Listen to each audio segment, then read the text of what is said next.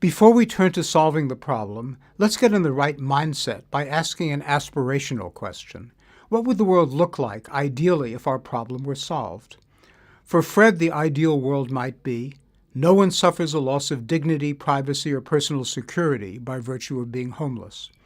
For Peggy, the ideal world might be, residents do not suffer a loss of quality of life or reduction of property values, nor fear for their safety, and merchants do not suffer lost revenues because of the presence of homeless people.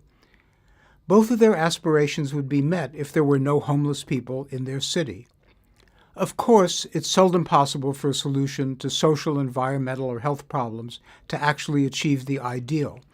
But having this aspiration in mind can help you develop a realistic but ambitious intended outcome and strategy for achieving it, even if it falls short of your ideal. Now that we've identified some of the major causes of the problem, we can look at a range of potential solutions. As already mentioned in the course, 3 basic approaches to achieving social change are research, direct services, and advocacy. What would these approaches look like when applied to the problem of homelessness? The Gordons might reasonably conclude that there's sufficient knowledge about the causes of homelessness and its solutions that rather than support further research, they want to take action. One possibility would be to provide health care and other services to homeless people on the street. One advantage is that it offers immediate care, but this particular approach accepts the status quo of people living on the streets. In other words, it's unlikely to change the number of people who are without homes. Although it would begin to address Fred's concerns, it wouldn't address Peggy's at all. Another example of direct services would be to provide free housing with support services, what's called permanent supportive housing.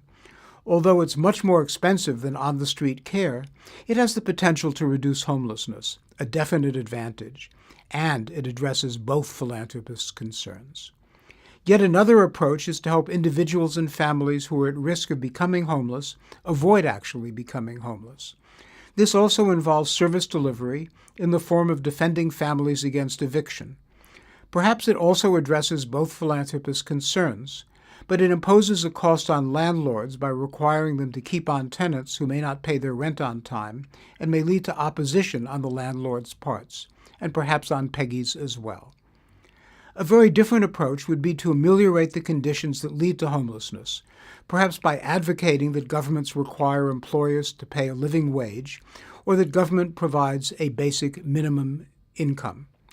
Advocating policy change, if successful, can improve the lives of many individuals, but it can be a risky strategy since policy advocacy often fails to achieve its objectives. Now please do assignment 5. You'll identify several plausible approaches to solving the problem that you developed in assignment number 3.